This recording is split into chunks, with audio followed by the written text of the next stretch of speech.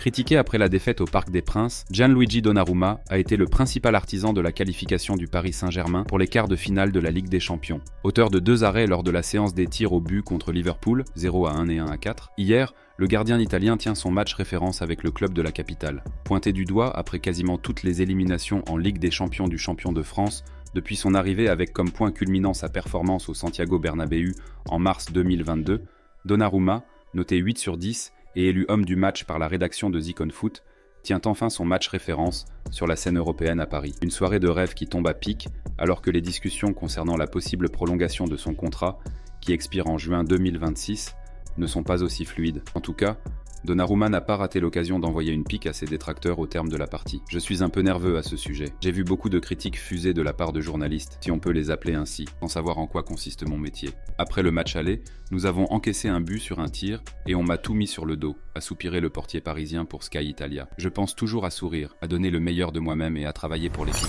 Mise à jour complète des dernières actualités de la Ligue des Champions. Qualification et élimination, c'est maintenant. Au bout du suspense. Dominateur à l'aller mais battu, 0-1, le Paris Saint-Germain a réussi à refaire son retard face à Liverpool lors de la manche retour grâce à un but de Dembélé à la 12e. Les Reds ont poussé pour égaliser mais ont rencontré des difficultés dans la finition. Les deux équipes ont dû passer par la prolongation et celle-ci, dominée par le PSG, n'a rien donné. Grâce à 2 arrêts de Donnarumma pendant la séance de tir au but, les Parisiens se sont qualifiés et affronteront Bruges ou Aston Villa en quart de finale. Ousmane Dembélé, toujours en feu et encore buteur ce mardi à Liverpool, continue d'affoler les statistiques. Comme relevé par le compte Stats du foot sur le réseau social X, l'ancien Barcelonais est devenu le premier joueur à inscrire 21 buts lors des 3 premiers mois d'une année civile avec un club des 5 grands championnats européens depuis Cristiano Ronaldo en 2018 avec le Real Madrid. Et nous ne sommes pas encore à la mi-mars.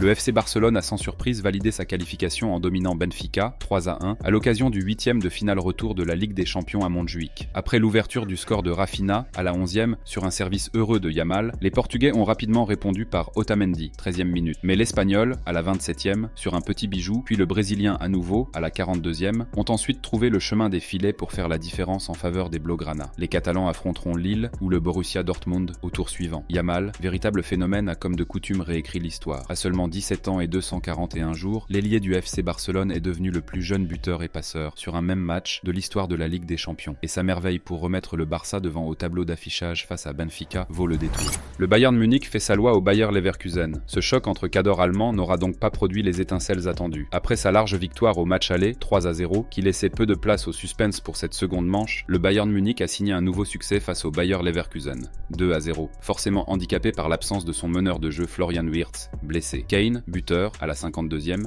puis passeur décisif pour Davis à la 71e, a encore été le grand artisan de cette victoire. Le parcours européen du champion d'Allemagne en titre s'arrête là, celui de son probable successeur continue. Cap sur la Lombardie. En s'imposant à l'aller, 2-0, l'Inter Milan avait fait le plus dur face au Feyenoord Rotterdam. Les Italiens ont quand même assuré le coup chez eux, en remportant la seconde manche face à la formation néerlandaise, 2-1, grâce, entre autres, à un but précoce de l'attaquant français Thuram, à la 8e, une splendide frappe enroulée du droit qui s'est logée dans la lucarne opposée. Tandis que Moder, à la 42e minute, a relancé un semblant de suspense, espoir rapidement éteint par Çalhanoğlu à la 51e. L'Inter Milan s'est qualifié et affrontera donc le Bayern Munich au prochain tour.